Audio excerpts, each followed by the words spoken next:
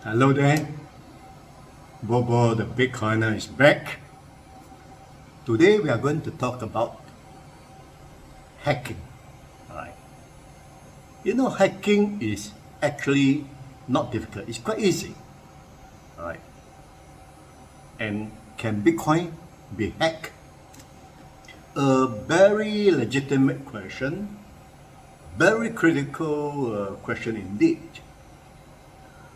We heard quite a few ransomware attacks just in the last 12 months, right? Surprisingly, hacking is quite easy. All the hackers has to do is to figure out how to get into the system. Once in, easy. Simply change a few figures on the database is enough to create a havoc.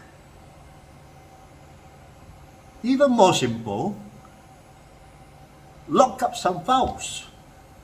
If user cannot open the file to execute work, the system just collapse.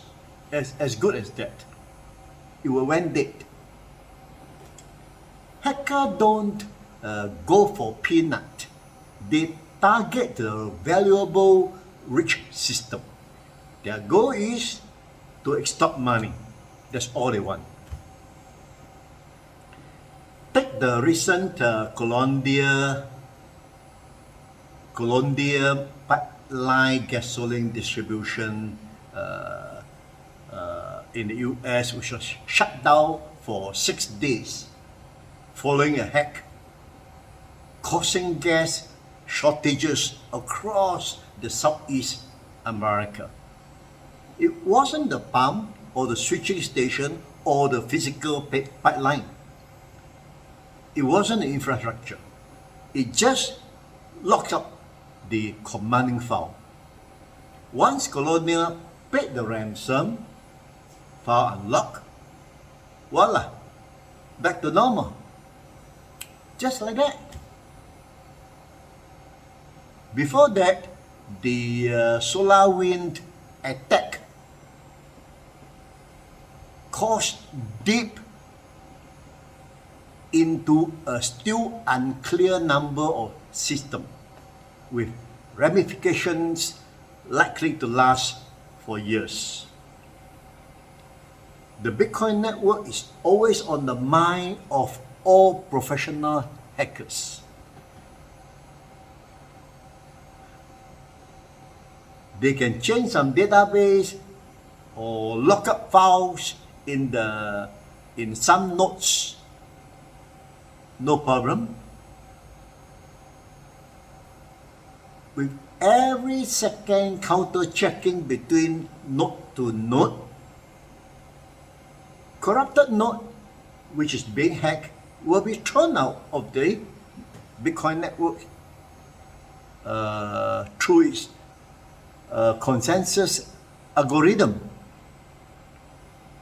It's practically impossible to hack the majority of the tens of thousands of nodes, that means the computer, in the whole Bitcoin decentralized network to achieve the 51% attack.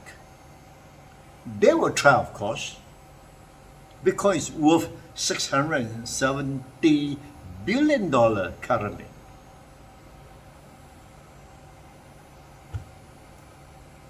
But because of Bitcoin decentralized system, almost impossible. Actually, I worry more for the central bank digital currency, which many countries are contemplating. How can they protect themselves when even the US Defense Department has been hacked? Some question, how come the bank or central bank has not been hacked so far? Ask yourself this a few simple questions.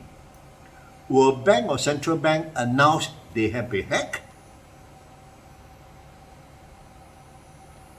they will probably scramble around defending the attack. And if that fails, they will not tell the public. Chances are they'll compromise with the hacker to pay some ransom even. For hacker, what they want is money. There's no need to create publicity. As long as the bank pay, they will shut their mouth. You don't think this will happen? It's all behind closed doors, okay? That's why I say I'm worried about CBDC. As long as it is centralized, it is the weak link, subject to hacking. CBDC has to solve the same problem, but politics makes the same solution impractical. Maybe China can do it. You know, China centralized blockchain can be in tens of thousands of nodes also, right? Because of its huge population. Every bank in China is a node, or every government bank in China is a node. They may adopt the proof of stake formula. That's why they indicate they might adopt the Ethereum blockchain. Proof of stake means stakeholders' decision, not mining decision. And who are the big stakeholders? Government banks, of course. Ultimately, only China can do it securely if they apply decentralized concept within the centralized system. The decentralization node or the bank do all the verification, authentication, certification, and proof of stake, then record it into the centralized blockchain. Being proof of stake, they don't even need mining. Hacking is really simple. All hacker has to do is to find a weak link to get into the system, like a Trojan horse, malware, or any other possibility. Many times, it is through one of the working staff in the system. Plant a malicious software or spyware to gain unauthorized access to the system. Of course, most systems today have strong anti-malware protection, but hackers are always coming out with new tricks to break the system. It's an ongoing cat and mouse game. Risk is always there. Only thing is hackers are always one step in advance. They come up with something, the market scramble to find a solution.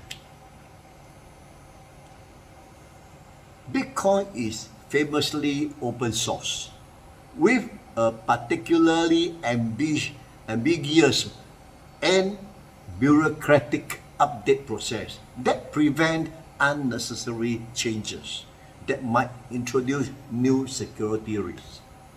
Bitcoin network decentralization ecosystem seems to be foolproof so far. That's why you understand now why Bitcoin do not have frequent upgrading. No need.